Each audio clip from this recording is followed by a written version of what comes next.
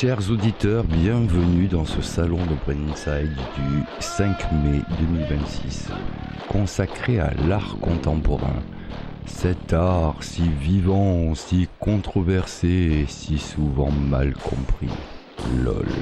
Nous ne saurons plus vraiment si ce que nous ressentons l'un pour l'autre, c'est de l'amour, de l'art ou du cochon.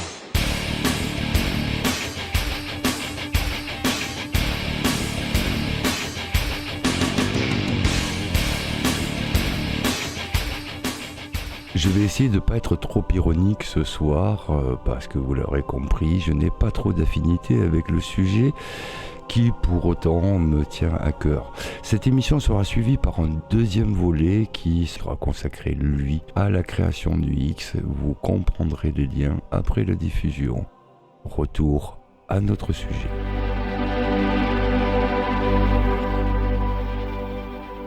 Si vous deviez faire une critique de Salvador Dali, que diriez-vous?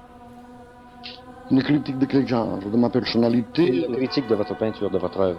De ma peinture, je dirais que mon œuvre picturale est une grande catastrophe. Parce que je considère que tous les peintres modernes nous sommes englobés dans cette grande décadence qui caractérise nos jours. C'est pour ça que ça paraît paradoxal que d'un côté je considère que je suis le plus grand génie, et de l'autre côté que ma peinture est très mauvaise.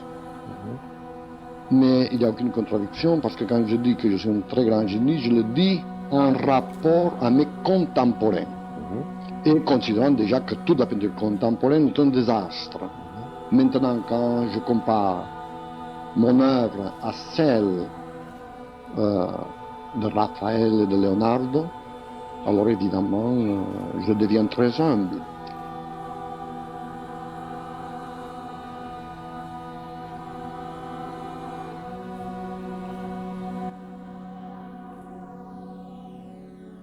Première question. Qu'est-ce que l'art contemporain ? Pour beaucoup, c'est un objet de fascination ou de rejet. Installation provocante, performance énigmatique, œuvre conceptuelle qui semble parfois défier le bon sens ou le bon goût. Pour d'autres, c'est le dernier bastion d'une liberté radicale, capable de questionner nos sociétés, nos normes et nos certitudes. L'art contemporain naît après une longue germination, mais véritablement après 1945, dans un monde en reconstruction, marqué par la Shoah, la bombe atomique, la décolonisation et la guerre froide. Il rompt avec l'art moderne, en poussant plus loin encore la remise en question.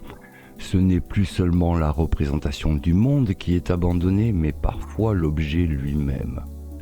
L'idée, le contexte, la critique institutionnelle deviennent centraux. Mais l'art contemporain n'est pas seulement une affaire esthétique. Il est profondément politique dans ses origines, dans ses mécanismes et dans ses effets. C'est cette dimension que nous allons explorer aujourd'hui. Comment l'art contemporain, souvent perçu comme subversif et antisystème, a-t-il été dès ses débuts instrumentalisé par des pouvoirs politiques et économiques ? Comment la critique d'art elle-même s'est-elle trouvée prise dans ces jeux de pouvoir ? Nous allons voir que derrière l'image de l'artiste libre et rebelle se cache une histoire complexe d'institutions, d'États et d'influences géopolitiques. Aujourd'hui, pour le moins, nous allons explorer ses origines profondément politiques, son rapport conflictuel à la religion et à la spiritualité. Et ce que beaucoup décrivent comme une involution culturelle, un recul de la beauté, du savoir-faire et du sens au profit d'une transgression institutionnalisée. Accrochez-vous car le tableau que nous allons brosser n'est pas toujours très confortable. Je n'ai pas aimé, mais je n'ai pas détesté ce tableau. Bah évidemment, on ne peut pas détester l'invisible. On ne déteste pas le rien. Non, il y a quelque chose. Ça n'est pas rien. Tu plaisantes. Mais absolument pas. Pas du tout. Moi, je suis pas aussi sévère que toi. C'est une œuvre. Il y a une pensée derrière ça. Une pensée. Il y a une pensée. Quelle pensée? c'est l'accomplissement d'un cheminement. Hein. Ça n'est pas un tableau peint par hasard, c'est une œuvre qui s'inscrit à l'intérieur d'un parcours. Non, ce que tu vois est une merde, mais rassure-toi, il y a une pensée derrière. Tout commence vraiment dans le contexte de la guerre froide, à la fin des années 1940.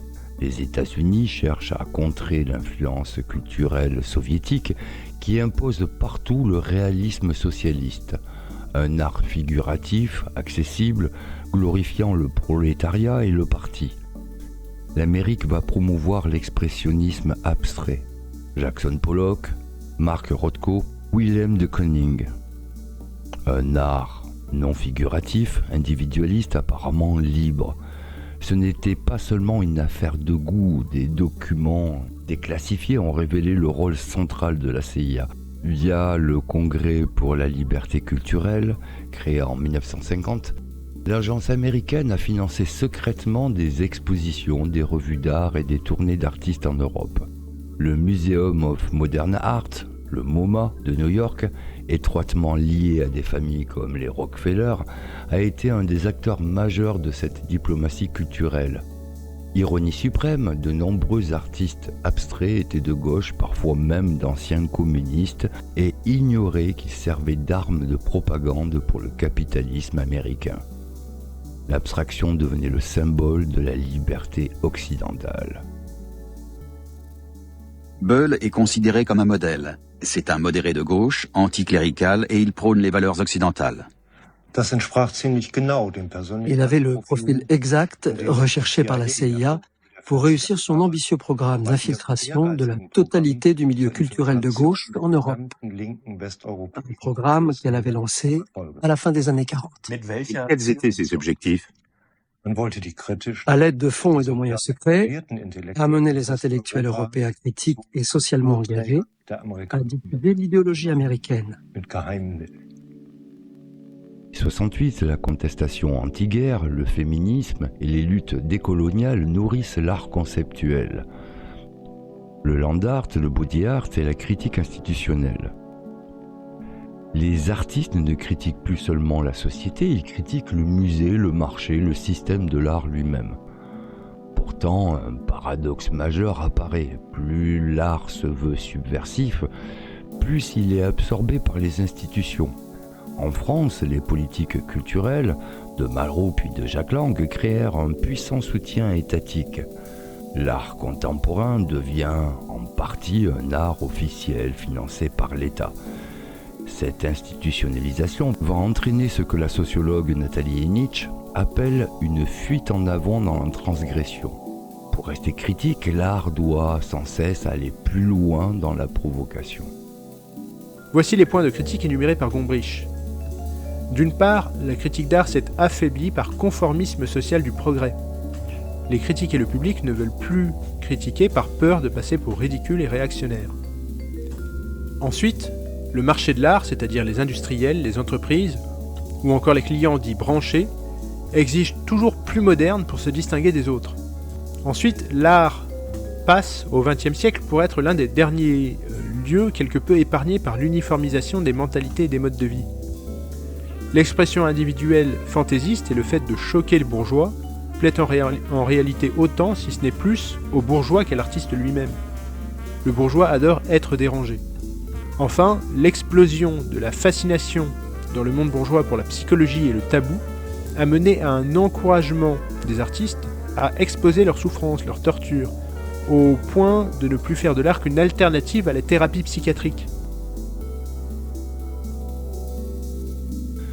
Un aspect souvent sous-estimé de l'art contemporain est son rapport hostile ou indifférent à la religion.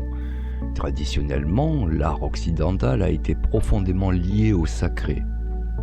Les cathédrales, les icônes, les peintures religieuses du Moyen-Âge et de la Renaissance, l'art contemporain, lui, s'inscrit dans un mouvement de sécularisation radicale. Dès Duchamp et Louis Dimène, l'art se veut autonome, libéré de toute transcendance.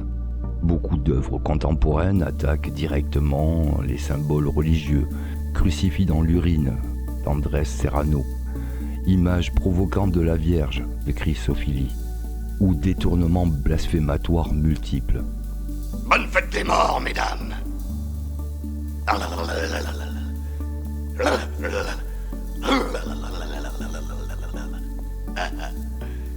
Les bonnes sœurs.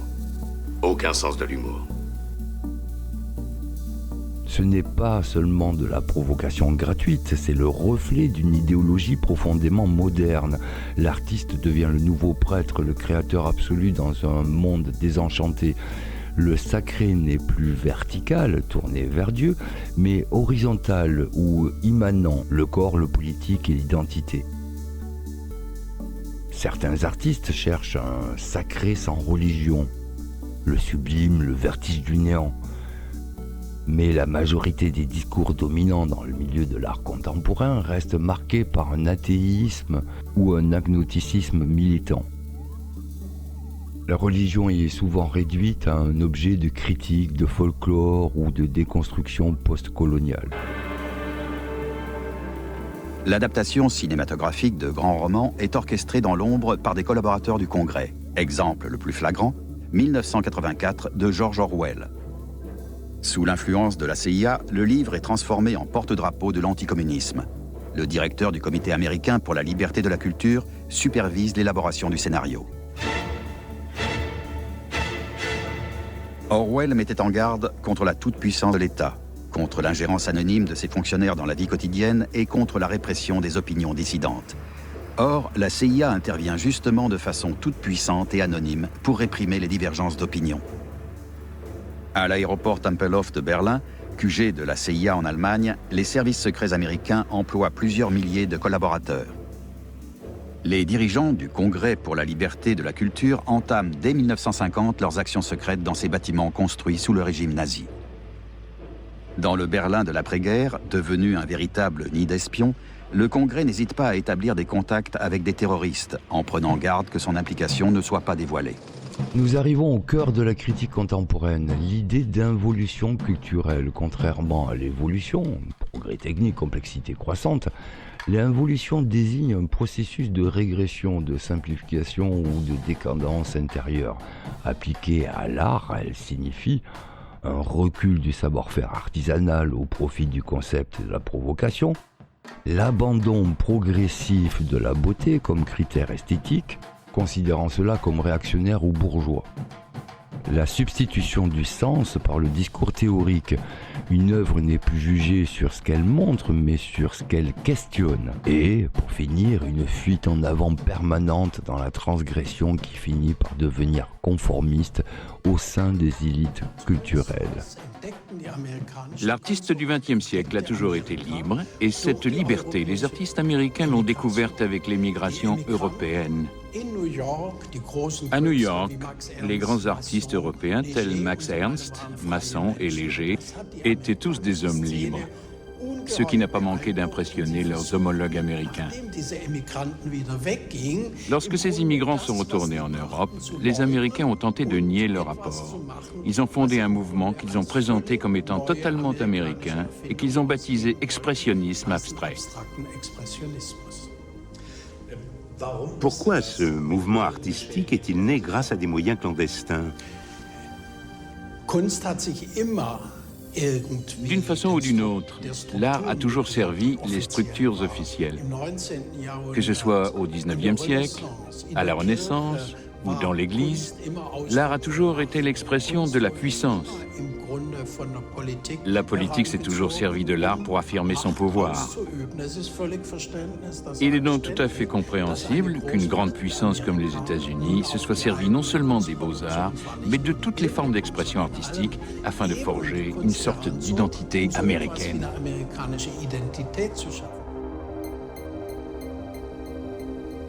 Comme l'analysait Jean Clair ou Yves Michaud, l'art contemporain donne l'impression d'une fin de l'art au sens hégélien. Il est partout, dans les foires, les biennales, la spéculation financière, et nulle part déconnecté du grand public et des émotions universelles. Il devient un marqueur de la distinction sociale pour les nouvelles classes dominantes. On aime l'art contemporain non pas parce qu'il est beau ou profond, mais parce qu'il signale son appartenance à une élite éclairée. Cette involution s'accompagne d'un relativisme radical. Plus de hiérarchie des valeurs, plus de canon, tout est art si le milieu de l'art le décide. Le camp dans lequel Heinrich Böll agit est sous les ordres d'Allen Dulles, directeur de la CIA. Ce dernier engage des activités de propagande sur tous les fronts. De la propagande grise à travers laquelle les instigateurs secrets doivent former l'opinion au niveau planétaire. De la propagande de base afin de manipuler de grandes organisations telles les syndicats et les partis, ainsi que des activités culturelles. En conclusion, l'art contemporain porte en lui une tension fondatrice. Il est né d'une volonté authentique de liberté et de critique, mais ses origines politiques, son intégration au marché global et son hostilité aux traditions, notamment religieuses, l'ont conduit à une forme d'involution. Est-il encore capable de produire du beau, du sens et du sacré? Ou est-il condamné à être le miroir d'une civilisation qui doute d'elle-même? La critique de l'art contemporain n'est pas réactionnaire, elle est nécessaire pour que l'art retrouve sa puissance.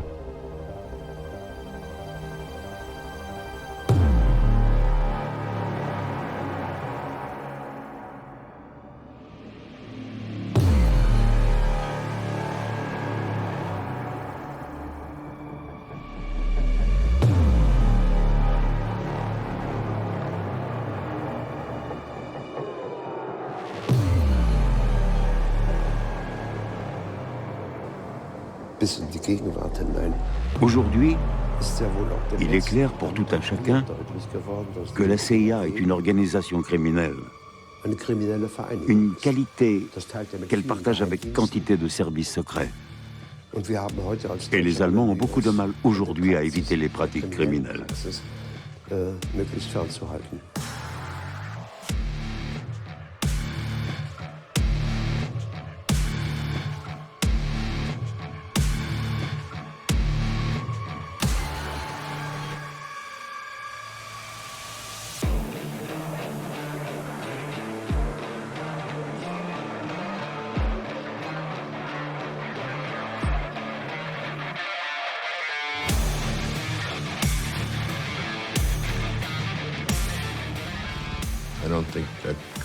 Je pense que seuls les États-Unis étaient à même de faire une telle chose. Et je suis content que la CIA ait été immorale, pour autant qu'il soit immoral de financer secrètement des activités essentielles pour la liberté de l'humanité. Si ça c'est immoral, eh bien j'en suis content.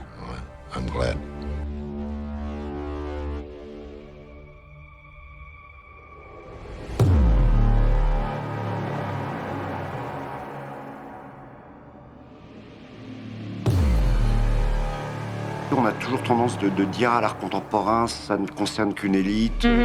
Et en fait, là, les chiffres montrent... Oui, il y a beaucoup de clichés autour de l'art contemporain. Tout le contraire, puisque 64% des Français apprécient l'art contemporain. Et c'est valable aussi dans toutes les catégories sociales, dans toutes les tranches d'âge. On se rend compte aussi que aussi bien les chômeurs, les agriculteurs... ont ce goût pour l'art contemporain. Alors, à quoi c'est dû? C'est dû en fait à 50 ans de politique culturelle, à l'exception culturelle française. On oublie de dire qu'au cours, par exemple, des 20 dernières années, ça explique les sondages, qu'il y a un grand nombre de fondations d'art contemporain qui ont été créées à Paris, mais pas simplement, un peu partout. Que des grandes manifestations, par exemple, comme l'île 3000, comme le voyage à Nantes, donc partout en région, il y a eu un grand nombre d'initiatives en faveur de l'art contemporain. Donc il y a eu une forme de démocratisation, de médiatisation de l'art contemporain. Et même si les Français, dans ce sondage, disent qu'ils ne comprennent pas toujours cet art contemporain, mais ça les intéresse davantage que justement que les impressionnistes. Donc c'est là où il y a une révolution totale. Et ils appellent réellement à encore davantage d'art. 82% des Français veulent davantage d'art dans leur vie quotidienne. Et leur vie quotidienne, c'est aussi bien les hôpitaux, que les écoles, l'école, que les œuvres en espace public. Donc il y a un appétit d'art. Et je pense que si on faisait le même sondage sur toute l'Europe, Oui. on verrait que la France est très différente de ses voisins européens parce que la France a investi considérablement sur la culture et sur l'art. Pour finir, si vous pensez que ce type de révolution culturelle et de liberté artistique ne sont que des épiphénomènes dans nos sociétés, détrompez-vous. On comprend bien que ce n'est pas le cas. Cela se perpétue sous de multiples formes, toutes, il est vrai, fracassantes. Je cite, mais ce n'est pas exhaustif.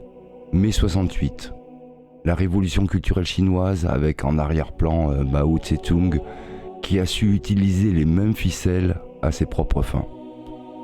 Et puis, plus proche de nous, les révolutions culturelles dites de couleur. Et là, les exemples ne manquent pas.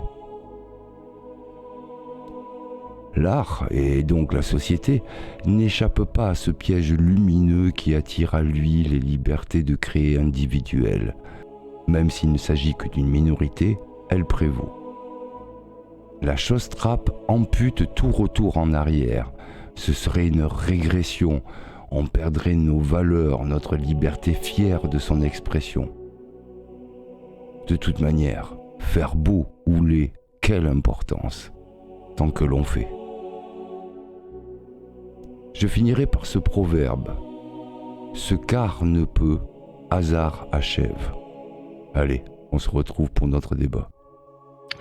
Voilà pour la présentation. Donc, ce que l'on connaît, nous, en tant qu'art contemporain, pour être un petit peu plus précis, l'art moderne commence à la fin du 19e siècle, commence vraiment à ascensionner à partir de 1910, et puis s'ensuit toute une période où tous les genres se mélangent, le cubisme et ainsi de suite, jusqu'à arriver à 1945, où là, effectivement, on crée l'art contemporain. Pourquoi ? Parce qu'il faut combattre cette notion de réalisme, cette notion d'académisme qui n'est plus portée que par la Russie à cette époque-là. Alors là-dessus, on peut analyser pourquoi les États-Unis n'ont pas un art suffisamment fort dans la représentation, qu'en fait, ils ont tout basé sur leur industrie, ils ont tout basé sur une multitude de choses, sauf sur l'éducation, sauf sur les écoles d'art. Et effectivement, quand on n'a pas de bons profs académistes, eh bien, les gens qui sortent des beaux-arts aux États-Unis finissent par faire un art qui n'est pas à la hauteur de celui qui pouvait exister à cette époque-là, c'est-à-dire à la fin de la Seconde Guerre mondiale, sur le sol européen. Et donc, quelque part, les États-Unis se sentaient amoindris vis-à-vis de cette puissance qui pouvait être regagnée par l'Europe, parce que je vous le rappelle quand même, que tout pays qui a un art qui s'exporte a une puissance économique et une puissance militaire qui est en corrélation. Donc, les États-Unis ne pouvaient pas se permettre ce type de choses. Et donc, il fallait qu'ils éradiquent non pas cet art russe qu'il pouvait y avoir, soviétique de l'époque, mais qui se sont attaqués vraiment sur la jonction de ces deux territoires qui étaient l'Allemagne, donc où là, ils ont investi énormément de choses, mais pour toucher à tout l'art européen, notamment français, notamment italien, et ça touche pas que les choses picturales, ça touche à la sculpture, ça touche au cinéma, ça touche à l'écriture, ça touche à la musique, avec des gens comme Karajan, qui était un nazi, qui a été réhabilité par les Américains, quitte à se mettre à dos Israël, qui naissait à cette époque-là, et qui revendiquait la tête de Karajan en tant que grand penseur nazi de cette époque-là. Non, les Américains l'ont sauvé parce que sur le coup, Karajan a fait une musique qui a été authentifiée comme étant, comment dire, non pas approuvée par les États-Unis, mais estampillée CIA et estampillée américaine, quoi. Et donc, ce faisant, comme il n'avait rien d'autre à vendre que cet art contemporain qui n'a pas de sujet, qui ne mêle ni émotion, ni qualité picturale, c'était ce qu'ils faisaient, eux, à cette époque-là, aux États-Unis. Il fallait donc qu'ils essayent d'amener les Européens à accepter cet art-là. Et puis, de toute manière, ils n'ont pas eu le choix, hein. S'ils n'allaient pas dans ce sens-là, ils n'étaient plus exposés, ils n'étaient plus reconnus et ils perdaient effectivement de la représentation. Et ça s'est joué là-dessus, c'est-à-dire qu'à partir du moment où ils ont commencé à payer certains artistes, ils ont payé certains galeristes, ils ont payé surtout les critiques, ils ont créé des mensuels et comment dire, un maximum de magazines sur l'art qui mettaient en avant cette partie-là. Pour ignorer toutes les autres. C'est-à-dire que vous pouviez être un très bon écrivain à l'époque, si vous ne mangez pas un peu de pain de la CIA et que vous ne suiviez pas au moins les désirs de base de la CIA, c'était fini, hein, il fallait changer de métier, quoi. Et ça a été un travail qui a duré donc de 1945, réellement à partir de 1950, jusqu'à nos jours, à l'heure actuelle, parce que nous, en France, on a beaucoup de musées contemporains. On met en avant cet art-là. On a très peu d'artistes français qui font de l'art contemporain et qui sont reconnus, mais ça permet d'acheter des œuvres et de spéculer là-dessus. Donc, je vais attendre vos questions. Si vous voulez prendre la parole, c'est avec plaisir. Et puis, on va continuer à analyser ce propos-là. Mais entendez quand même le fait que tout ce qui est culturel, alors on le savait avec le plan Marshall, on l'a su avec le cinéma, on l'a su avec, mais au-delà de ça, jamais on n'a pu penser, on pouvait penser, parce que ça ne fait pas partie de notre éducation, que la CIA, avec sa pieuvre tentaculaire, avait mis la main, mais sur tous les moyens d'expression possibles, imaginables.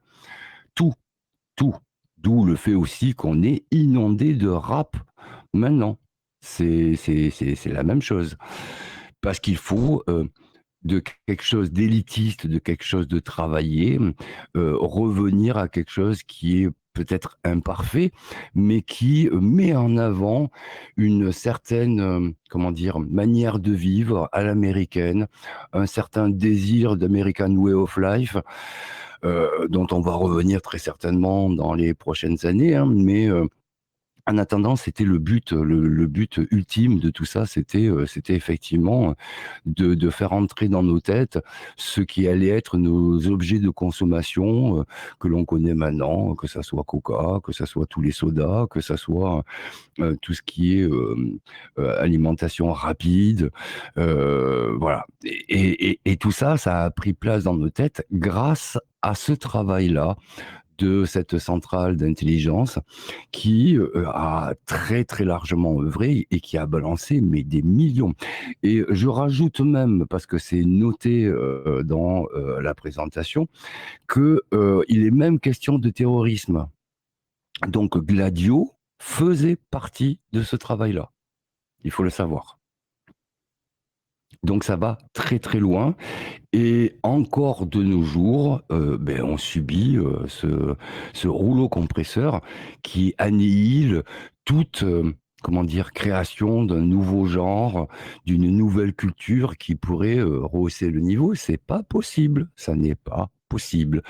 Il n'est pas possible maintenant de se faire connaître, quel que soit le mode d'expression, si on ne mange pas et qu'on ne croque pas un bout de la pomme. Ça, j'insiste là-dessus parce que je suis passé par ce filtre-là, donc je peux en parler. Effectivement, si on ne mange pas la pomme, on oublie même son propre métier, hein. Voilà. Je vous laisse la parole. Bonsoir à tous, bonsoir, bonsoir les amis. Alors j'aimerais amener le côté donc spirituel, mystique et eschatologique de ton sujet. Je me permets donc de vous amener donc le pourquoi qu'ils utilisent donc l'art qu'ils ont nommé contemporain pour diffuser la propagande.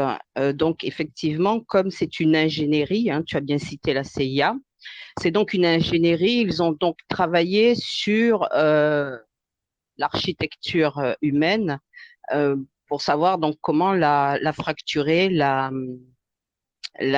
décomposer. Et en fait, comme ils savent que nous fonctionnons sur, on va dire, 3 systèmes. J'appelle cela, c'est pas moi qui l'appelle comme ça, hein, je vous le dis tout de suite, mais je vais vous donner le terme. Donc, ce sont les 3 foyers de conscience dont vous êtes constitués. Vos foyers de conscience donc sont situés au niveau de la tête, du cœur et du bassin. Et donc, il faut savoir que ces 3 foyers de conscience, donc actuellement, bon, surtout dans la société occidentale, sont totalement déstructurés, désorganisés, et c'est ce qui fait justement qu'il y a autant de problèmes de maladies, de psychiatrie, voilà. Je vous lis juste un petit quelque chose, juste pour que vous compreniez ce dont je vous parle. La religion, l'art et la science sont les 3 moyens les plus importants d'éducation de l'homme et forment une trinité qui ne peut être divisée sans fausser le point de vue de toutes nos recherches. Quand il est dit les recherches, c'est forcément donc des recherches intérieures, mais qui peuvent être aussi des recherches sur le monde extérieur.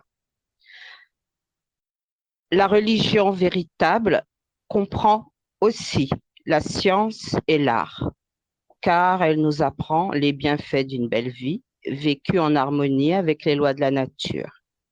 La science véritable est artistique et religieuse au plus haut degré, car elle nous apprend à respecter les lois qui gouvernent notre bien-être et nous y conformer. Elle explique pourquoi la vie religieuse contribue à la santé et à la beauté physique.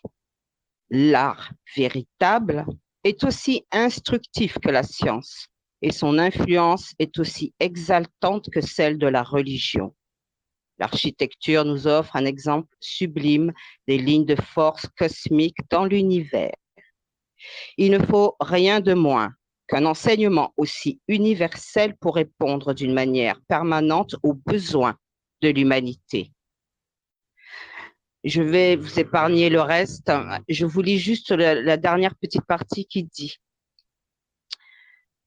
les chaînes dans lesquelles la religion enserrait la science avaient été très funestes pour l'humanité, mais tout au moins l'homme entretenait un idéal supérieur, car il espérait en une vie meilleure et plus élevée. Aujourd'hui, le fait que la science étouffe la religion est infiniment plus désastreux, car maintenant l'espérance elle-même, le seul don que les dieux aient laissé au fond de la boîte de Pandore, pourrait disparaître devant le matérialisme et l'agnosticisme. Un tel état de choses ne saurait durer, car une réaction doit intervenir si l'on veut éviter que l'humanité détruise le cosmos, pas seulement la Terre, hein, le cosmos. Pour prévenir une telle calamité, il faut que la religion, les sciences et les arts s'unissent à nouveau en une expression plus élevée du bien, de la vérité et de la beauté qu'avant leur séparation. Voilà, mes amis. Oui, tout à fait. Et par ailleurs, je me permets de rebondir. Ne te sens pas attaqué, mais effectivement, on peut englober aussi dans cette attaque, au niveau spirituel, toutes ces notions New Age qui nous ont envahis et qui nous viennent aussi des Américains, qui nous viennent aussi de Californie, qui nous viennent aussi de tous ces gens-là. Je rappelle que les hippies derrière et avec Timothy Leary travaillait pour la CIA, et ainsi de suite. Donc tout est lié, on baigne dans quelque chose qui ne nous appartient pas, ça n'est même pas notre pensée, on nous l'a inculqué, on nous a appris non pas à critiquer, mais à comprendre ce qui était incompréhensible, à aimer ce qui n'avait pas à être aimé, parce que à partir du moment où tu fais quelque chose qui, je vais le faire simplement, hein, qui n'a ni queue ni tête, qui n'a pas de propos, qui n'interroge même pas, qui n'a pas d'émotion.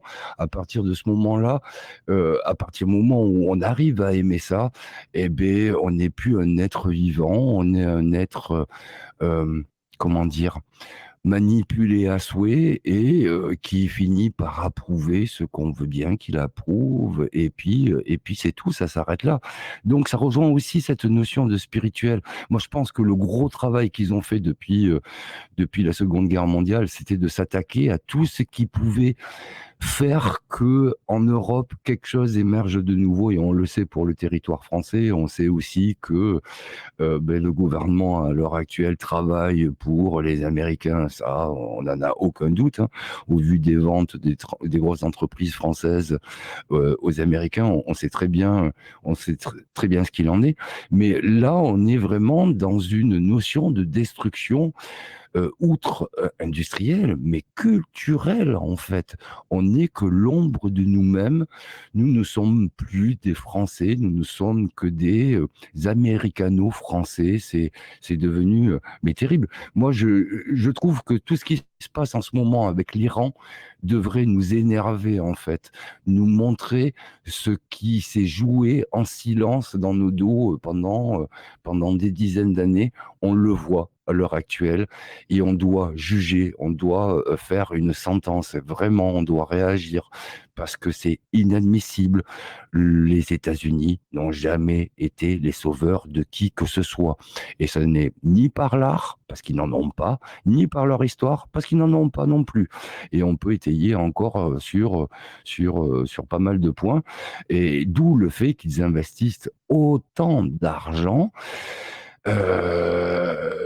dans ces lieux que l'on aurait pu dire communs à l'époque, et qui maintenant, pour moi, prennent une importance qui sont mais capitales.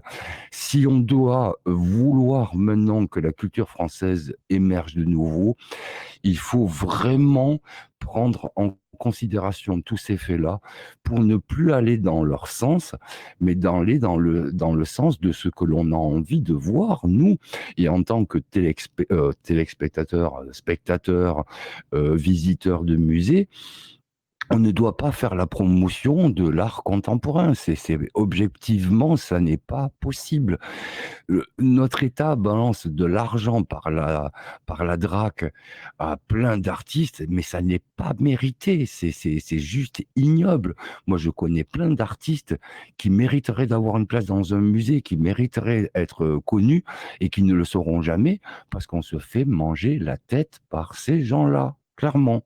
Donc maintenant, réagissons et devenons, comment dire,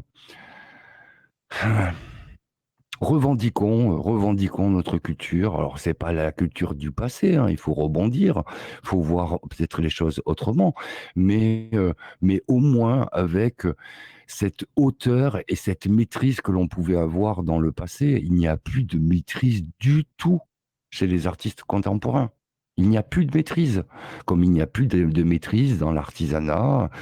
Voilà, on peut continuer aussi sur le sujet. C'est la même chose. C'est la même chose. Ben, tu vois, même dans la même idée, la Novland là qu'ils ont installée, là, la CIA. Pourquoi ils ont installé ça? Quand les gens n'ont plus de mots pour pouvoir exprimer leurs sentiments, ce qu'ils pensent ou ce qu'ils pourraient analyser d'une situation, quand ils n'ont plus les mots, qu'est-ce que tu veux qu'ils fassent d'autre que de devenir violents? Puisqu'ils ne peuvent pas s'exprimer, ils n'ont plus les mots. Et surtout, la France, il y a une richesse au niveau de la langue française.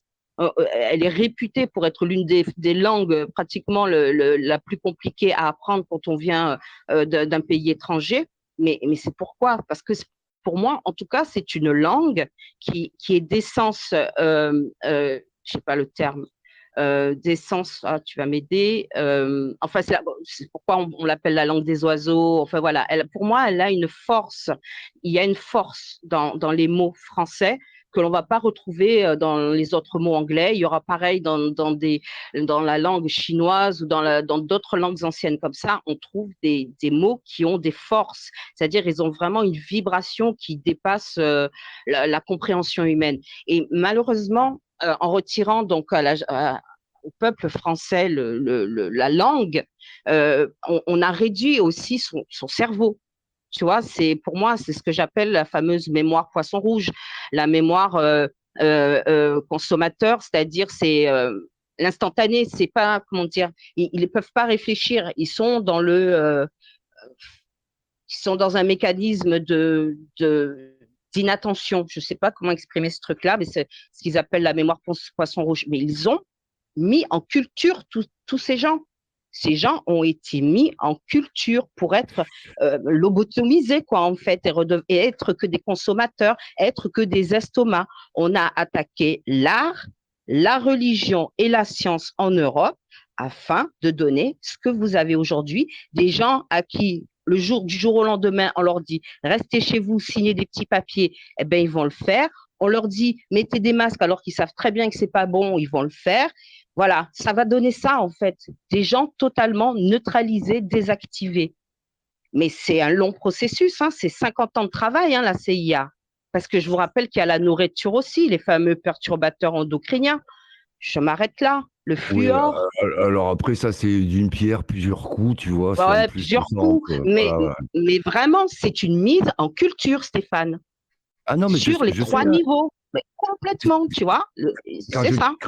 Quand je critique la culture anglo-saxonne, c'est que en fait, au lieu de vouloir elle s'améliorer, elle préfère en fait saper le niveau culturel dans les autres pays qui pourraient avoir un ascendant sur eux. Alors nous Français, hein, mais les Allemands, ils ont morflé, mais vous pouvez même pas vous imaginer. Ils ont perdu toute leur culture. Tu vous discutez avec un Allemand maintenant, ça va être difficile qu'il vous parle de sa culture propre à son pays. Il y en a plus en fait. Maintenant, ils sont américanisés à fond, quoi. Et donc, les Américains, ayant, pareil, une pauvre langue, hein, au lieu de la novlangue, ont imposé la novlangue dans les autres pays pour que les pays se mettent à leur niveau, c'est-à-dire le plus bas possible. Alors, à des fins, oui, peut-être de manipulation, mais à la base, c'est surtout pour pas qu'il y ait une évolution. On est dans une évolution à part entière culturelle. Et je le dis, hein, quand je me moque des anglo-saxons, l'anglais est une langue technique vraiment géniale. C'est-à-dire que pour tout ce qui est technologique et technique, c'est super parce que c'est explicite, ça, voilà. Mais pour toutes les nuances, en fait, on peut les avoir en français, on peut les avoir dans les langues latines, un peu en allemand aussi, et puis dans d'autres langues beaucoup plus poussées qu'on peut l'avoir en anglais. Je vous cite, moi j'ai connu une fille de lord et deux lords dans ma vie, hein, qui étaient des potes, quoi. Ils parlaient tous les trois un français, mais châtié, je vous dis que ça. C'est-à-dire que, et eux m'ont dit qu'à la table de la reine, on parle français. Enfin, de la reine, pardon, du roi maintenant, on parle français. Parce qu'en anglais, en fait, l'anglais est tellement pauvre que tu peux pas avoir de conversation fine, voilà, simplement, quoi. Et quand vous entendez ça d'un lord ou d'une fille de lord, vous vous posez des questions parce que effectivement, au niveau global, on subit cet appauvrissement alors que les élites continuent à le cultiver. Posez-vous les bonnes questions. Exactement. Eux, ils connaissent justement l'importance des trois niveaux de connaissance. La science doit être maîtrisée, l'art doit être maîtrisé, la religion doit être maîtrisée. Je ne parle pas d'aucune religion que vous voudrez normer, non, un lien au divin. Et ça, ils le savent tous, ces grandes hiérarchies. Et c'est exactement ce qu'ils nous font. Ils nous privent de ça, de ces trois niveaux. Voilà. Est-ce que quelqu'un veut rebondir? Est-ce que c'était connu de tout le monde, ça? Est-ce que quelqu'un veut rebondir là-dessus? Alors, on savait qu'on avait toujours été manipulé, hein, mais à ce niveau-là, le saviez-vous?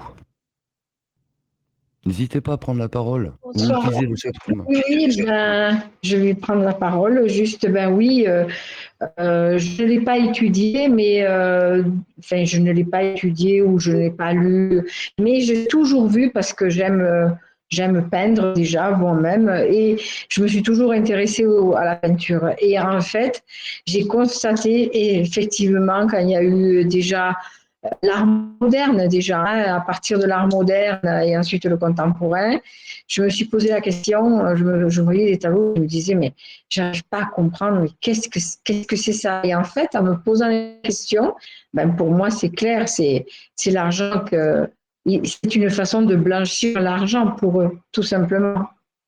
Oui, enfin, en fait, c'est toujours pareil, hein, c'est une commode à plusieurs tiroirs, c'est-à-dire d'une action, et ils mènent plusieurs combats, et ils le font très bien depuis des années. Donc, on parlait de la nourriture, effectivement, ils nous ont imposé aussi leur manière de consommer, et puis avec leur manière de consommer, ben, on vous a fourni les poissons que vous souhaitiez, les poisons que vous souhaitiez aussi. Et puis ça fonctionne comme ça, c'est une commode. Il y a plein de tiroirs, mais plein. Et à la CIA, ben, il y a suffisamment de monde pour que chacun dans son bureau travaille sur une partie spécifique à ces hommes de terrain. Et puis à partir de là, même si vous ne faites que guider, ben, profondément, ça fait un changement global. Enfin là, au niveau artistique, c'est quand même colossal ce qui s'est passé. Vraiment colossal. Regardez l'art à l'heure actuelle qui...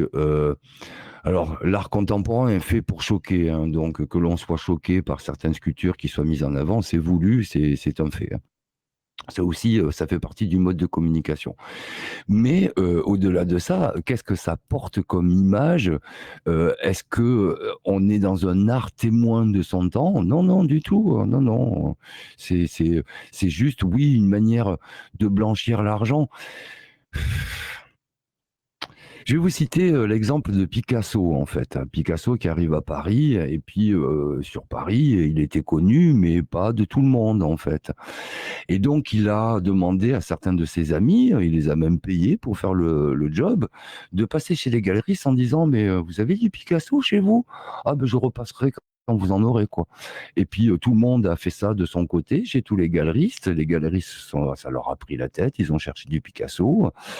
Ils sont venus voir le maître a fait les toiles, il a vendu ses toiles par les galeristes et il s'est imposé partout, juste en mandantant ses potes à poser une question, est-ce que vous avez du Picasso chez vous? Comme si c'était d'un seul coup le minimum à avoir en possession. Et Picasso l'avait très bien compris, mais Picasso était quelqu'un, outre qu'il était intelligent, il était bien guidé aussi, hein, clairement, quoi, parce que toute son œuvre, bon, attention à Picasso, quoi. Mais c'était un bon artiste, hein, sa période bleue est très intéressante. J'ai cité aussi, du moins je l'ai fait intervenir, Salvador Dali, qui pour moi est mon grand maître à penser, vraiment, parce que il est peu compris, mais c'est quelqu'un qui a joué en fait avec le public et surtout avec les institutions en se moquant d'elles, parce qu'il avait tout vu. Il a vu arriver la catastrophe. D'ailleurs, il en parle, hein, il dit que l'art est devenu décadent, que lui, faisant partie de ces artistes, se trouve décadent, mais il est bien meilleur et c'est un génie par rapport aux autres. Il le dit, je pense, avec, comment dire, avec certitude, quoi. Il le sait. Et ben, en tant que visionnaire, effectivement, parce qu'il a vu la décadence se mettre en place, il a vu où ça nous menait, et donc il s'est dit, moi, je vais être le précurseur, je vais critiquer l'art à venir, je vais montrer ce qui va vous arriver en pleine tronche, et je vais me foutre de votre gueule en même temps. Parce que en fait, c'était aussi contrebalancer ce mouvement-là qui n'avait rien à vendre, qui n'avait aucun message à transmettre. Moi, ce qui m'a toujours étonné, et j'ai participé à des ateliers aux Beaux-Arts, à Bordeaux notamment, dont la spécialité c'est le conceptuel à Bordeaux. Hein. Donc tous les artistes sortent et font des sans titre. Il n'y a pas de titre, il n'y a pas de message. Et c'est ça l'art conceptuel, c'est rien de rien et c'est de l'art. Moi je suis désolé, j'arrive pas à appréhender ce côté-là, c'est pas possible pour moi. L'art est là pour transmettre quelque chose, ou une émotion, ou une image, et surtout nous, artistes, notre rôle, c'est d'être témoin de notre temps et de de traduire l'image que l'on peut avoir de cette période et de la mettre sur toile, de la mettre en parole pour une chanson, de la mettre en image pour un film. C'est notre rôle en fait, on se doit de le faire. Mais quand vous voyez effectivement tout cet aspect tentaculaire qu'il peut y avoir derrière, est-ce qu'il y a une possibilité de le faire? Ben non, il n'y a plus de possibilité maintenant. C'est ce que je vous dis, hein. Les bons artistes, vous ne les verrez jamais. Moi, j'étais exposé en galerie parce que justement, j'étais un provocateur. Donc, j'ai joué la provoque et j'ai eu des gens qui ont répondu à cette provoque. Maintenant, avec du recul, 30 ans après, si je fais la même chose, j'ai une fin de non-recevoir, hein, tout de suite. Tout de suite. Ça ne fonctionnera pas. Il y a 30 ans encore, c'était possible. C'est plus possible maintenant, quoi. Donc, c'est foutu. Si vous voulez faire quelque chose d'un certain niveau culturel, ben peut-être sur Internet, en se faisant connaître. Mais bon, quand ça fatigue le crâne, certaines personnes préfèrent regarder et goûter à un art qui permet de ne pas réfléchir. Et ça, c'est catastrophique. L'art est fait pour amener la réflexion. Je savais que vous, ce soir, ça serait difficile la discussion parce que le sujet, c'est pas qu'il soit dense, il faut comprendre que on a été manipulé depuis longtemps et sur des choses sur lesquelles effectivement, peut-être qu'on pensait pas être manipulé. On a pensé que si cet art-là s'était transformé pour ce qu'il est devenu maintenant, ça s'était fait naturellement. Non, non, que nenni. En fait, derrière, il y a une vraie volonté. Il y a surtout un désir d'annihilation culturelle, avant tout, quoi. Avec derrière, je vous rappelle quand même que c'était au même moment que le macartisme aux États-Unis, donc une espèce de guerre contre tous les gens qui pouvaient être pressentis comme étant communistes et à qui on faisait la guéguerre et à qui on a interdit de travailler. Alors aux États-Unis, beaucoup de réalisateurs n'ont plus eu de possibilité de faire des films, mais à tous les niveaux ça s'est fait, et pas qu'aux États-Unis. Et cette guerre contre le communisme, en fait, c'était une guerre contre la bien-pensance, contre une manière de penser différente que celle qui voulait être imposée par la CIA et par les gens qui sont derrière. Je vous rappelle que j'ai cité dans l'introduction des gens comme Rockefeller, mais il y a les Morgan qui étaient derrière, il y a tout un tas de gens qui déjà balançaient de l'argent dans des concepts qui étaient rédhibitoires culturellement, mais vraiment, quoi. Donc on voit bien que ça a profité, ce crime de lèse-majesté sur le grand art, à créer de l'argent pour ces gens-là qui ont su manipuler les marchés. Parce que vous achetez 10 toiles à un type qui n'est absolument pas connu, hein. La 11e toile, vous la mettez dans une galerie, vous rajoutez 3 zéros derrière. Eh ben c'est bon, c'est parti la carrière. Par contre, comme vous avez 10 toiles d'avance, eh ben vous pouvez commencer à spéculer sur cet artiste-là. Et on ne le fait pas que sur un artiste. D'où le fait qu'il y a de plus en plus de fondations qui reçoivent des jeunes artistes, mais c'est pour mieux mettre la main sur leur pensée, en fait. C'est pas pour les aider du tout. Du tout, du tout. Il faut le comprendre, ça. Et en France, loin derrière les États-Unis, peut-être, et encore, je pense pas, mais on est un des pays, et ça a été dit aussi dans l'introduction, le plus porteur de ce genre de choses. C'est-à-dire que des gens comme Malraux, Jacques Lang, Pompidou, et toute la clique, on voit bien, hein, il y a les Rothschild derrière, et ainsi de suite, hein, les Epstein, et tutti quanti, mais ils se sont accaparés ce milieu-là pour du spéculatif, et puis sans doute pour autre chose, parce que là, on va pas peut-être aborder les ports francs, mais les ports francs, c'est des endroits où vous pouvez acheter, vendre de l'art sans payer d'impôts. Donc, vous allez entreposer des toiles, vous faites visiter à un possible acquéreur, la toile reste sur place dans un autre coffre, il n'y a pas d'impôt, il n'y a pas de douane. Vous pouvez même sortir la toile, la faire re-rentrer dans le port franc, il n'y a pas de regard de l'État. Et certaines gens, mais comme on n'est pas encore dans la période des arrestations de masse, il y a des gens qui ont travaillé là-dessus et qui disent que les ports francs servent aussi à d'autres trafics beaucoup moins honorables déjà que l'art, qui n'est pas lui-même très honorable, je trouve. Donc voilà, c'est tentaculaire, et on voit aussi que la CIA, qui n'est qu'une administration, hein, donc avec un budget étatique, arriver derrière à créer de l'argent par du trafic, hein, parce que, comment on appelle ça, des délits d'initiés au niveau artistique, bah, il y en a tout plein, hein. On peut acheter des gens avant qu'ils soient connus 3 mois après, et gagner beaucoup d'argent. Et je pense que la CIA a fait aussi en sorte d'avoir un portefeuille administratif qui corresponde à ce qui est donné en subvention par rapport à l'État, et puis à côté, de faire fructifier de l'argent par l'art, par différents trafics. Et on le sait que la CIA a touché à une multitude de trafics, que ce soit d'armes ou d'autres choses, hein, clairement, quoi.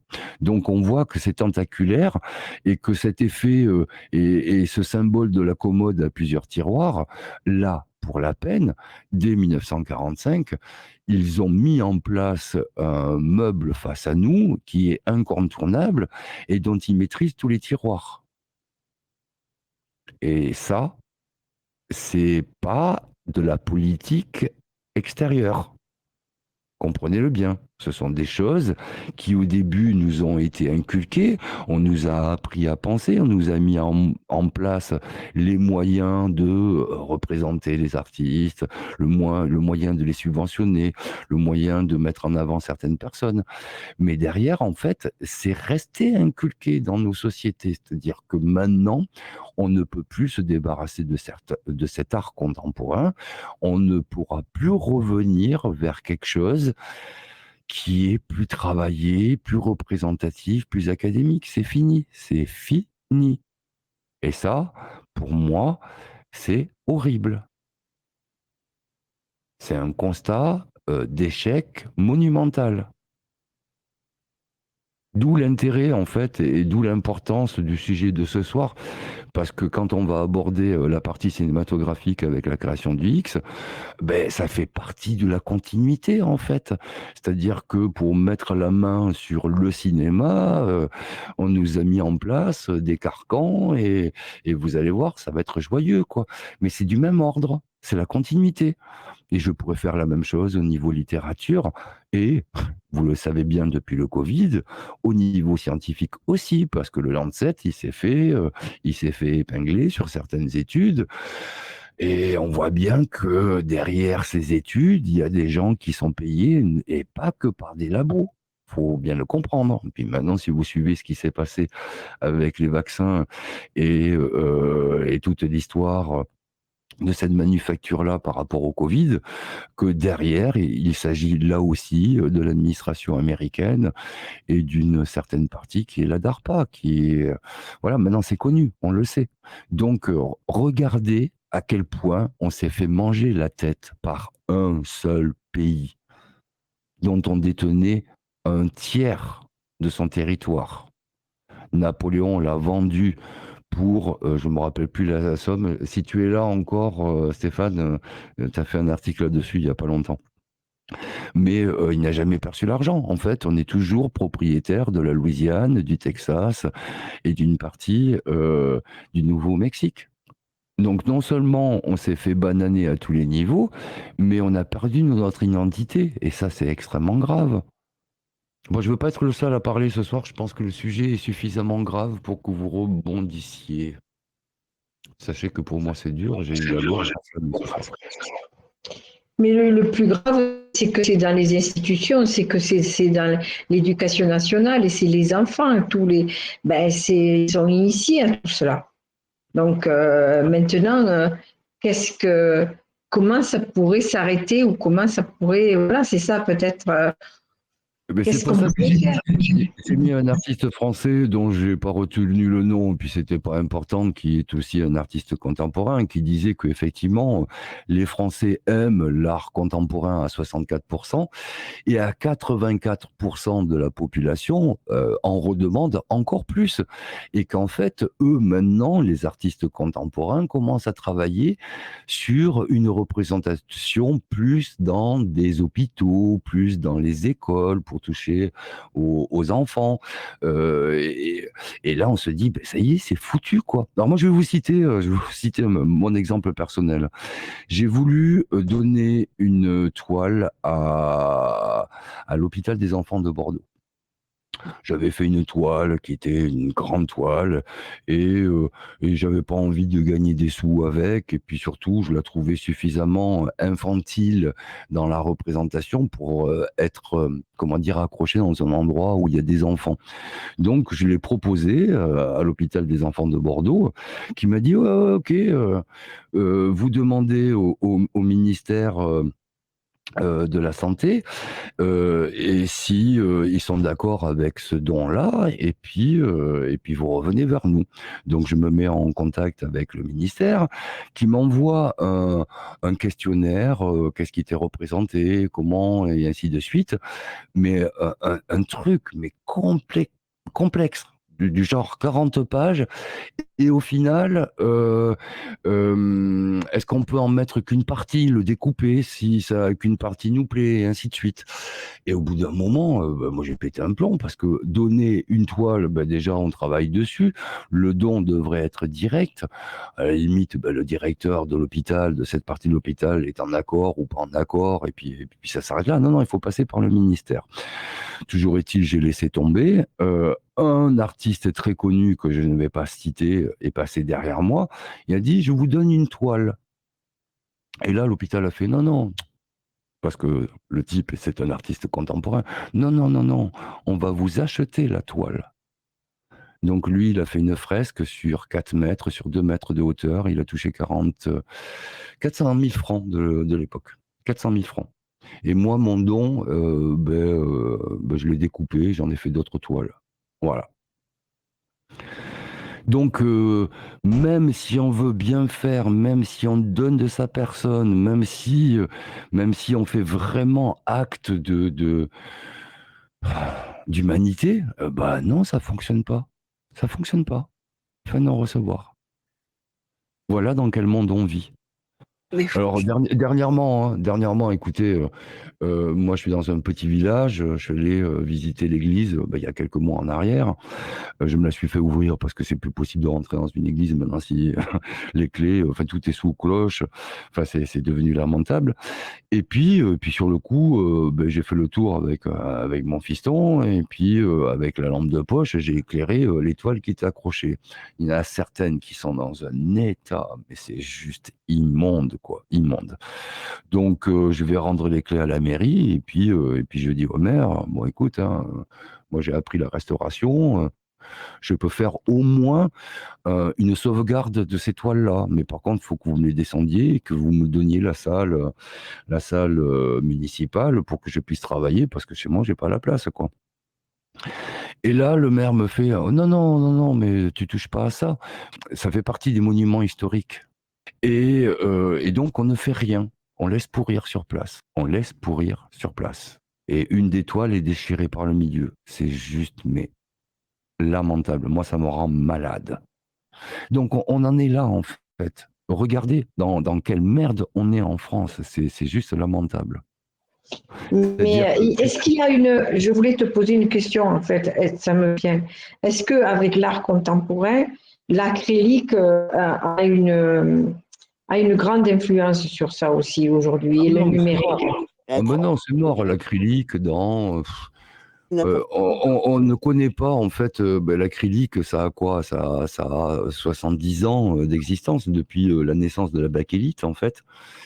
Et ce qui a été fait en 1920-1930, c'est déjà foutu. Ben voilà. Eh oui, c'est Donc, ça.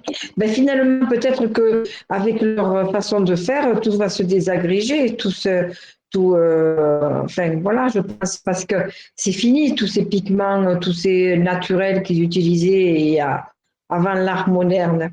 Et donc aujourd'hui, peut-être que quelque part, on va dire pas naturellement, ça va se retourner contre eux parce que finalement tout ça, comment ils le conservent au bout d'un moment? Parce mais il y a que je ne tellement. sais pas si vous avez vu, mais dans les expositions, il y a pratiquement que ça aujourd'hui, quoi, que de Ben, l'acrylique, quoi. Moi, c'est incroyable ça quand même. oui, on est d'accord. On est d'accord. Après, derrière, tout ce qui est exposé, tout ce qui est mis en galerie sera sauvegardé, quitte à ce qu'il y ait des restaurations qui soient conséquentes dessus, mais tout le reste sera jeté à la poubelle. Je veux bien que tu rebondisses, Maxine. Sur l'art contemporain, Ouais, en général. en général, j'allergise. Pour moi, Ouais, ça, c'est de la merde, c'est pas de l'art, ça n'a ni queue ni tête. C'est ce que j'ai marqué dans le chat à un moment. Pour moi, l'art, c'est une, une maîtrise supérieure de l'artisanat.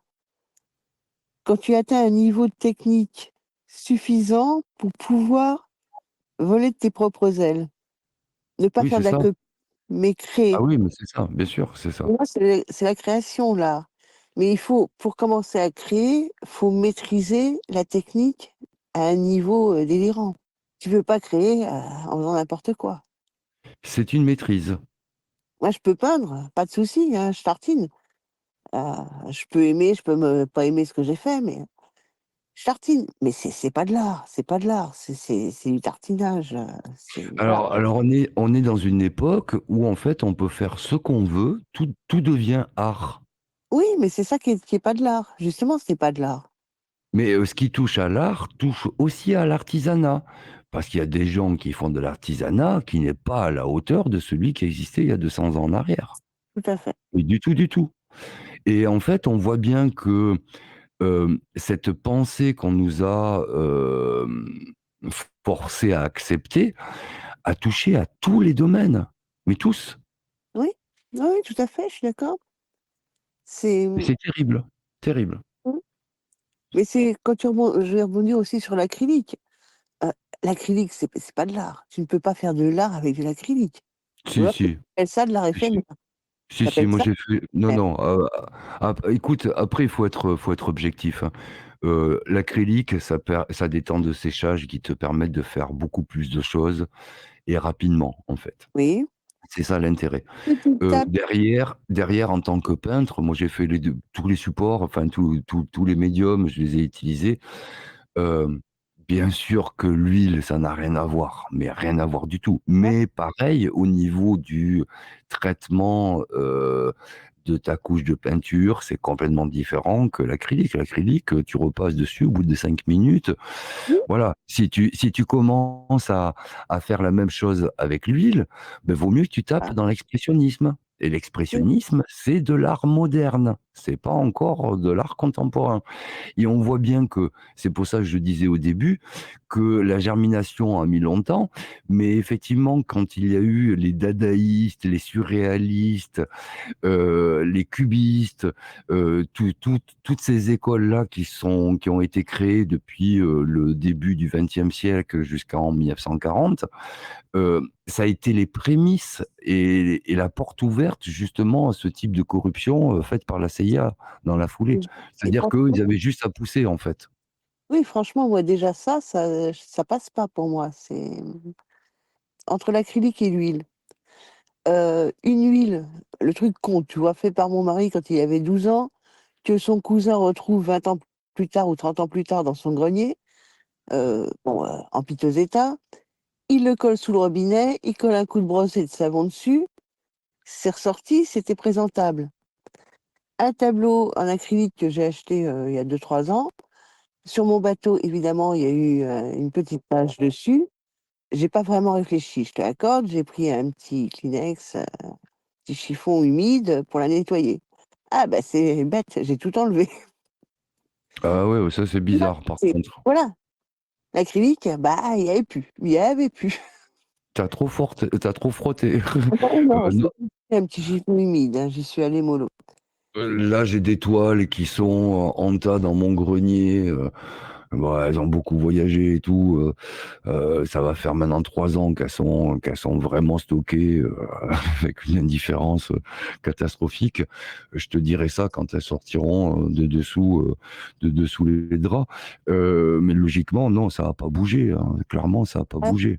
sur le bateau, la moisissure, ça va vite, quoi. Le sel aussi, Voilà. beaucoup le sel, tu vois. Alors, j'ai une toile, une petite toile huile. Je sais que si elle moisit, c'est pas grave, je la frotte, quoi.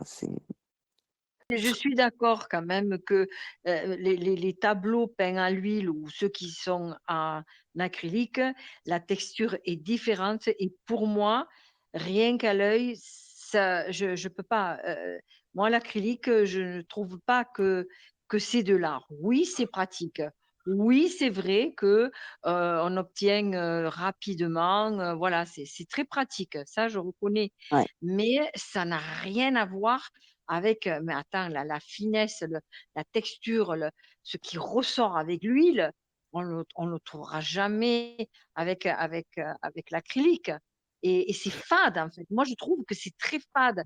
Je le vois C'est froid. toujours, c'est froid. Voilà, exactement, c'est le C'est mot. froid. C'est C'est froid, froid. c'est ça, Ouais, ouais. exactement, tout à L'huile fait. est chaleureuse C'est ça et ouais, et elle est ouais, vivante et tout ça à fait. vit, c'est vivant. Je trouve Alors que que oui, c'est mort, l'acrylique, c'est mort pour moi.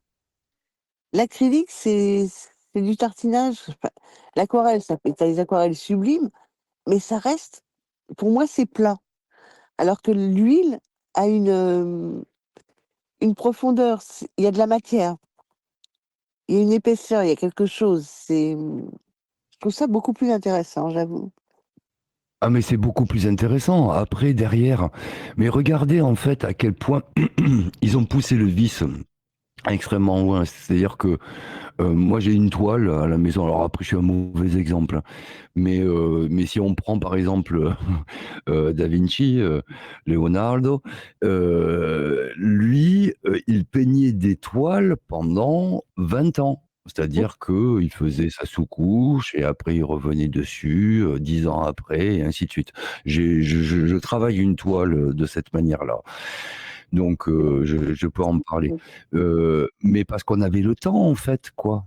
On avait le temps et le mécène achetait l'œuvre quand elle était finie au prix, au prix de ce qui était représenté. C'est-à-dire que, enfin avec Leonardo, c'est complexe, hein, parce que je crois qu'il n'y a qu'une seule œuvre qu'il ait livrée dans sa vie.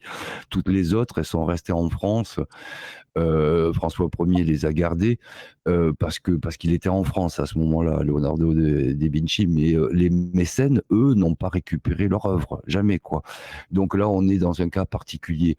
Mais de la même époque, des gens comme Caravage et ainsi de suite, c'était long, la mise en œuvre d'une toile, la préparation du fond, avec le gesso, et puis les différentes couches, et ainsi de suite. Donc, tu ne livrais pas une toile en moins de 3 mois, quoi. Mais évidemment, Et en moins de 3 mois, elle ne voilà, sèche pas. c'est ça, c'est ça. Tout bête, tu la déplaces pas, elle ne sèche pas.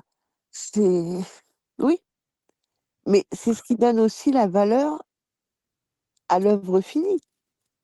Il y a quelque chose derrière. Eh mais ça, alors ça, maintenant, discutez-en avec des galeristes, eux, ils s'en foutent de ça. Eux, ils s'en Parle foutent de de ça. l'art contemporain, là. Non, je te parle de galeriste en général. Puis moi, j'ai fait pas mal de salles d'enchères dans ma vie, tu vois. Les derniers commissaires-priseurs avec qui j'ai discuté, bah, c'est un petit peu le propos, hein, c'est ça. C'est que en fait, ils ne regardent pas, ils regardent le nom, ils regardent la signature, la qualité de la toile. Après, le temps passé dessus, tu peux avoir une toile du 19e, tu peux acheter une toile du 19e pour une toile de merde que tu vas acheter en galerie maintenant. Non, mais d'ailleurs, elle sera toujours moins chère aux enchères, ça c'est clair, quoi. Que Moi, c'est ouais, et c'est parce que le marché de l'art est complètement, faussé. il est faussé. Alors maintenant, il est faussé. Pourquoi? Il faut le comprendre. C'est toute l'explication de cette émission. C'est Exactement. que, voilà. Oui, oui, Et c'est toute et c'est l'explication. pourquoi c'est pourquoi elle est importante. Oui. Le message, il est passé et je vois qu'on n'est pas beaucoup, on n'est pas très nombreux ce soir. Je suis un petit peu navré, moi. Ah, Parce que c'est dommage. logique, C'est voilà, c'est un sujet qui intéresse personne et pourtant, il est extrêmement important. Vous mettez Je pas. voudrais juste te dire, Stéphane, que c'est normal pour moi que les gens ne voient pas la dimension de l'importance de ce que tu veux dire. Parce qu'effectivement, c'est abstrait dans le sens où il faudrait déjà comprendre ce que nous sommes déjà, l'architecture, comment nous fonctionnons et comment aussi fonctionne ce monde. Et moi, effectivement, j'avoue que je comprends complètement ce que tu dis, parce que justement, le fait d'avoir la compréhension de comment ça fonctionne, en fait, puisque c'est une alchimie qui se fait. Tu vois, tout à l'heure, tu parlais des couleurs, tu parlais de la matière, des différents supports. Tu as même employé le mot médium. Tu vois, ce sont des termes alchimistes. C'est-à-dire qu'il faut, pour que l'art soit parfait, il faut que donc l'idée déjà soit pure et que le médium, donc le cœur, le lien à l'esprit aussi soit établi pour qu'ensuite redescende dans la matière, donc dans le bassin, le fruit, la création. Hein, je rappelle quand même que quand on connaît l'alchimie royale, l'alchimie basée sur les sanctuaires de conscience que nous sommes, on sait que justement les trois doivent redevenir un, comme je vous ai cité dans le texte tout à l'heure, c'est-à-dire les trois foyers de conscience, donc les trois arts, la science, l'art et la religion, l'art royal en fait, doivent être réunifiés dans l'âme humaine. Et c'est pour ça que je ne vais pas être d'accord avec toi non plus dans le sens où tu dis ça ne reviendra jamais, l'art, le véritable art. Si, il reviendra quand l'humanité sera en capacité d'utiliser sa science, son sanctuaire de la tête, avec donc des idées pures et de haute qualité, qu'il sera en capacité d'exercer une religion noble et totalement liée à sa source, et qu'il pourra donc retransmettre par un art royal et pur et véritable, sacré, il pourra redonner un art, des œuvres au monde, puisque si vous ne le savez pas, nos deux forces créatrices sont situées au niveau de la tête, la parole, et au niveau du bassin, la sexualité. Donc c'est pour ça que vous allez comprendre pourquoi leur ingénierie est basée sur la musique, le sexe, la drogue, la novlande et tout ça, parce que ce sont vos deux foyers qui vous permettent, avec le centre qui doit normalement harmoniser ces deux forces créatrices, parce que justement, comme vous ne savez pas l'utiliser, c'est eux qui l'utilisent à votre place, vos forces créatrices qui viennent de la tête et qui viennent du bassin. C'est ces deux puissances en vous, c'est ça qui permet de faire tourner le monde, de créer le monde. C'est pas seulement l'art de créer des œuvres et de créer des peintures. Non, c'est la création du monde, de ce qu'on est en train de vivre. Et eux, ils ont mis en place cette mécanique en vous. Ils utilisent vos trois foyers de conscience. Et c'est pour ça que les gens, ils comprennent même pas l'importance de l'art quand tu en parles. Parce qu'ils ne comprennent même pas les idées. Ils comprennent même pas le vrai sens d'un lien avec la source, avec le divin. Ils comprennent même pas le sacré qu'ils sont. Le bassin, la sexualité est dévoyée dans tous les sens. Alors que c'est une puissance de feu, la sexualité. Mais ça l'était Donc, aussi tu vois, pour Léonard de Vinci, qui était homo comme pas possible. Non, mais ouais, mais lui, il était, mais ça faisait partie aussi de sa frustration dans la création, et c'est pour ça qu'il créait beaucoup, parce que, comment dire, sa vie privée n'était pas autant alimentée qu'il aurait souhaité, en fait, tu vois. hein? Je voulais Bah, regarde rebondir. la 16 où ils font la rétention de la semence. Pareil, ça les rend fous, parce qu'il faut l'équilibre des trois.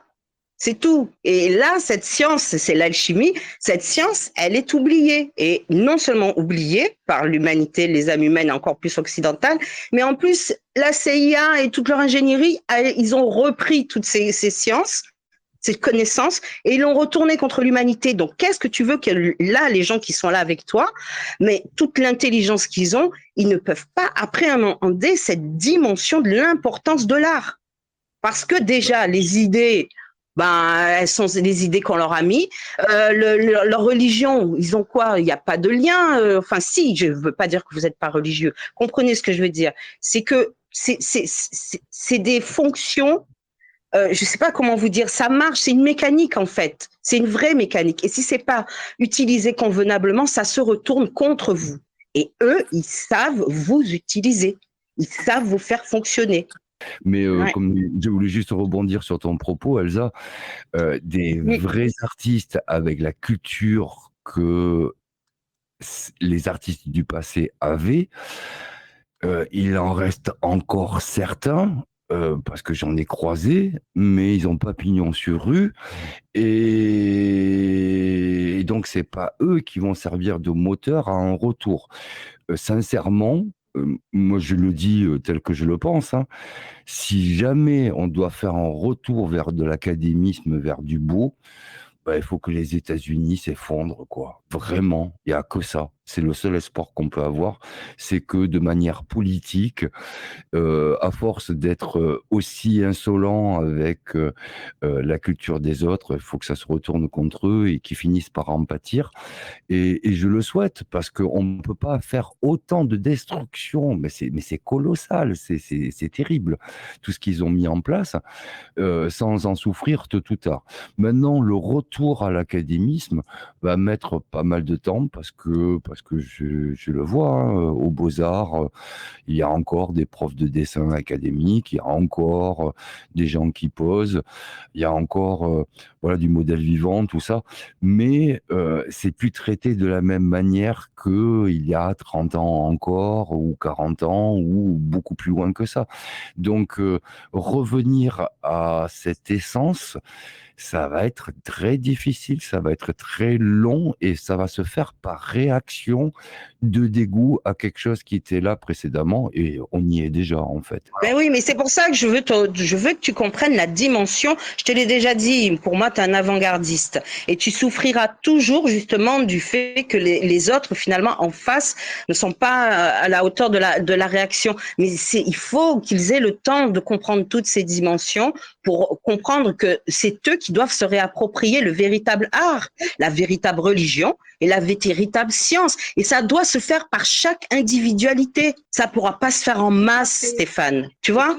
Donc, ne perds pas espoir. Tu as semé ta pierre et c'est énorme ce que tu as fait. Ce que tu as dit là, la dimension de ce que tu viens de mettre là, ce podcast que tu as fait, tu verras dans 20 ans, 30 ans le succès qu'il aura. Et on dira, ah, c'était un avant-gardiste celui-là. Bon, on sera peut-être plus là pour le voir, mais...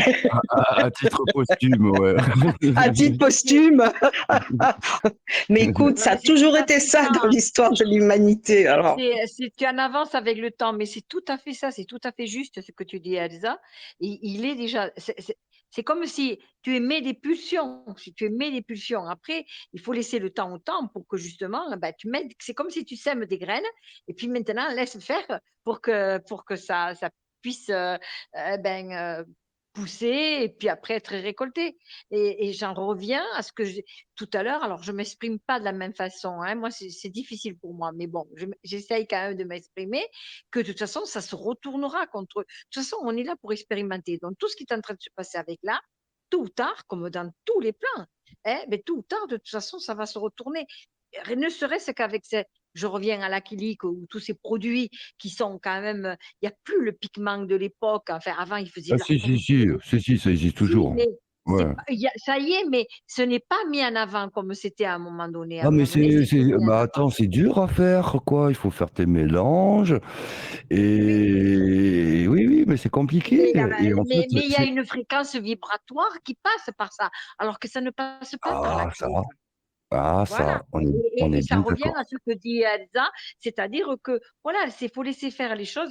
De toute façon, elles se mettent en place quand c'est le moment, elles se remettent en place. Donc, ce que tu as fait là et ce que tu fais là, ici et maintenant, où nous sommes tous là, c'est vraiment quelque chose de très, très riche.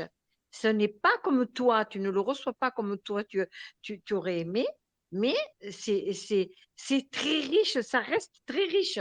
Voilà, Ben c'est moi, je l'ai vécu en fait, si tu veux. Moi, j'ai été dedans et en même temps la tête sur les épaules. Et en fait, bêtement, il aurait mieux valu que je sois un petit con à ce moment-là et que juste du système, que je fasse exactement ce qu'il voulait pour émerger et faire ce que je voulais dans la foulée. Mais on n'a pas cette maîtrise et cette conception, si tu veux, du jeu, du théâtre. Moi, je suis entier, j'ai pas voulu participer à ça. Et puis, c'est pas grave, hein, c'est pas grave. Mais par contre, j'ai Là, toujours été conscient de ça. Toujours, toujours. après, tu faisais plus de l'art, tu faisais du commercial. Donc, c'est plus la même chose. Eh oui, mais en fait, maintenant, tu ne fais pas d'art, tu fais du commerce. C'est commercial. Maintenant, c'est du commerce que Voilà. tu fais pas de l'art. Tu fais Déjà et d'une, quand tu es connu, que tu es un artiste, tu as tes nègres. Alors, ne le prenez pas mal, hein, mais c'est le terme générique pour dire qu'il y a des gens qui travaillent pour toi, en fait, sur tes œuvres. Et en fait, tu n'as plus qu'à signer derrière. Ben oui. Donc, tu as un atelier, les gens travaillent pour toi, tu signes, tu exposes, tu rentres de l'argent, tu fais un petit peu de communication où tu vas parler de choses qui ne sont... Enfin bon, mais allez écouter des artistes contemporains. C'est le vide complet. Il n'y a rien, aucune profondeur, rien. Il n'y a même pas de pensée. Alors si, justement, et je l'ai abordé parce que c'est très important, hein, c'est-à-dire que tout ce qu'on est en train de vivre nous vient quand même de cette approche psychanalytique de Freud, de Jung, de tous ces gens-là qui ont mis en place une espèce d'analyse de la pensée. Et les artistes se sont collés à ça parce que ça leur a permis, par leur liberté, à transgresser tout ce qui était mis en avant comme tabou. Donc, dans la présentation, c'est dit. Mais il faut bien comprendre que aussi de ce côté-là, tout est faux. Tout est faux. La psychanalyse, c'est bullshit. Ça leur permet de mettre des mots sur du vide. Oui, mais c'est ça. Donc, en fait... intellectuelle. Déguisement, en fait. Pas... Moi, je dirais pas que c'est faux, je dirais que c'est du déguisement, carrément. Oui. Oui, mais tu mens ouvertement. Enfin, tu t'imagines. Moi, là, tu soignes pas ton karma. Tu comprends ce que je veux dire? Artistiquement parlant, de te vendre. Puis j'en connais, moi, des artistes qui ont réussi, hein, des gens qui ont plusieurs zéros sur leur compte et ainsi de suite, tu vois. C'est pas des gens que je trouve... c'est pas enviable. C'est pas enviable. Or, ils ont une liberté, comment dire, une facilité dans la vie, ça c'est clair. Mais derrière, le jour où toi-même, tu te juges, hein, parce qu'on a déjà abordé ça plusieurs fois, ça passe pas.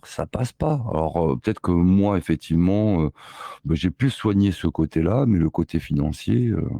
Il y a quelque chose qui s'observe maintenant que apparemment pas mal de ceux qui font de vrais voyages dans le monde des morts, de l'astral, même voilà les médiums. Il y a beaucoup qui témoignent justement du fait qu'il y a beaucoup d'êtres donc qui passent de l'autre côté, qui se désincarnent, qui laissent donc leur corps, et qui le fait qu'ils aient vécu toute leur vie donc sans le beau, le bon et le vrai, donc dans une sorte de no man's land de pensée où on part en rien, à part ses petits besoins, tu vois, cet état d'être de ces humains, comme ils croient en rien, ils sont dans leur tête c'est que du ténèbre, ils se retrouvent dans une dimension de ténèbres, ce qu'ils ont créé eux-mêmes, et ils restent coincés dans un plan de ténèbres, parce que comme ils croient en rien, ils sont bloqués.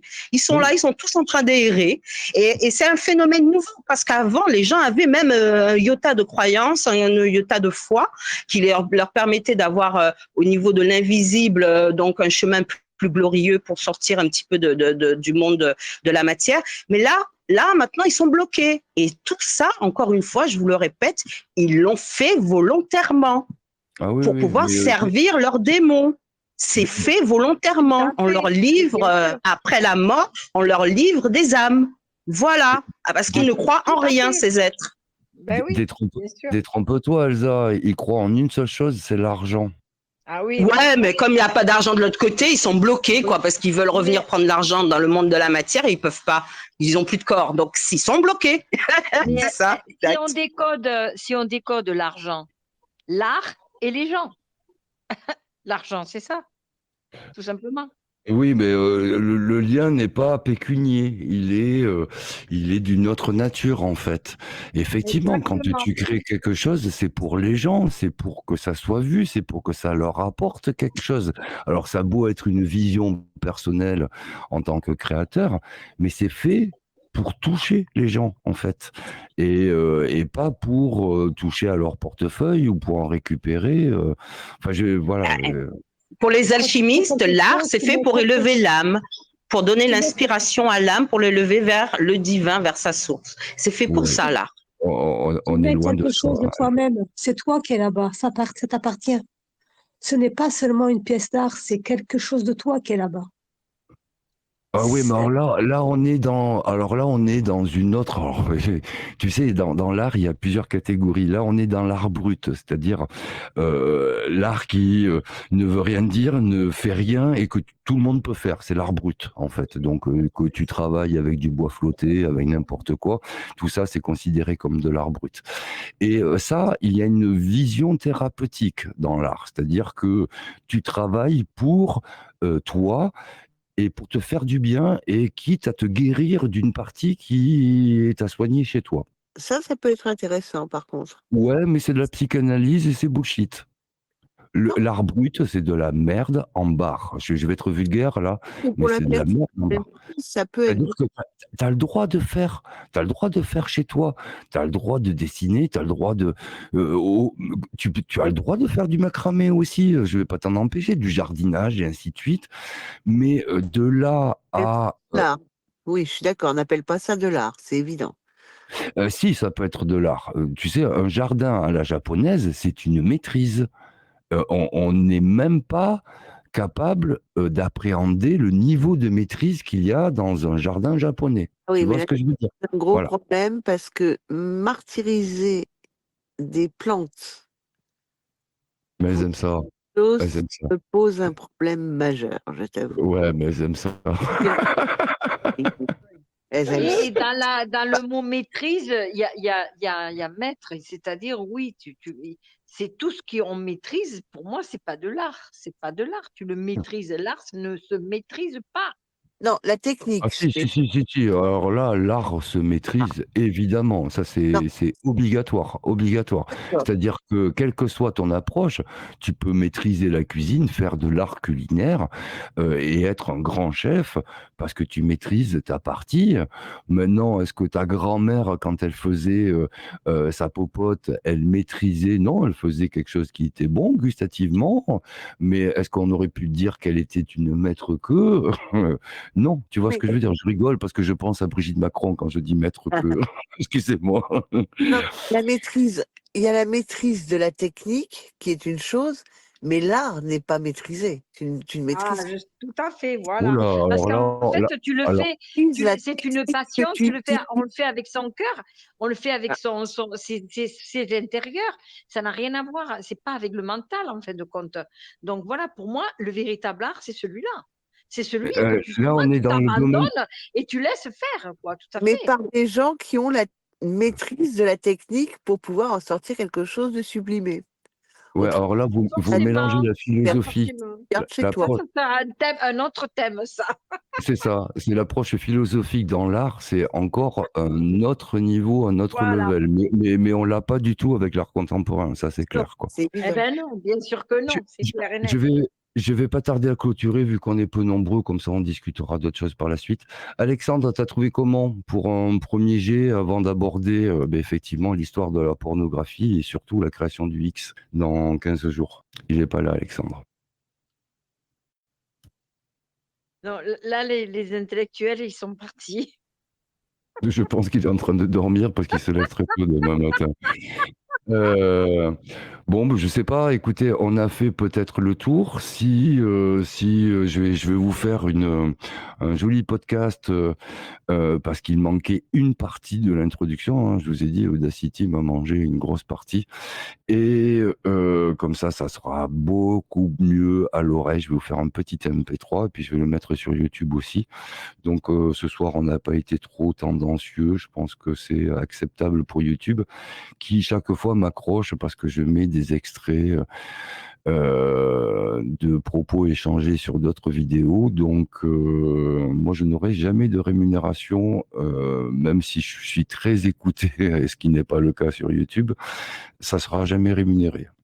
Donc voilà, comme je vous disais, dans 2 jours, c'est mon anniversaire, n'hésitez pas à me faire un Tipeee, ça sera bienvenu. Là, tu as fait une belle œuvre, en fin de compte. Peut-être que, bon, elle n'est pas appréciée, il faut laisser le temps, c'est de l'art. Ça, c'est un travail de transmission et de réintégration, tu vois. Alors là, on s'approche plus de l'alchimie, mais des fois, l'alchimie, il faut qu'elle soit, comment dire, revendicatrice et puis il va falloir qu'on sorte l'épée parce que là, on arrive quand même à un moment historique de notre involution. Il est temps que ça cesse, vraiment. Donc merci beaucoup et puis on se retrouve dans 15 jours pour le deuxième volet parlant de la création du X et l'histoire de la pornographie. À dans 15 jours. Bye bye. N'hésitez pas à commenter, à mettre un pouce, à liker et à partager votre opinion. Merci beaucoup.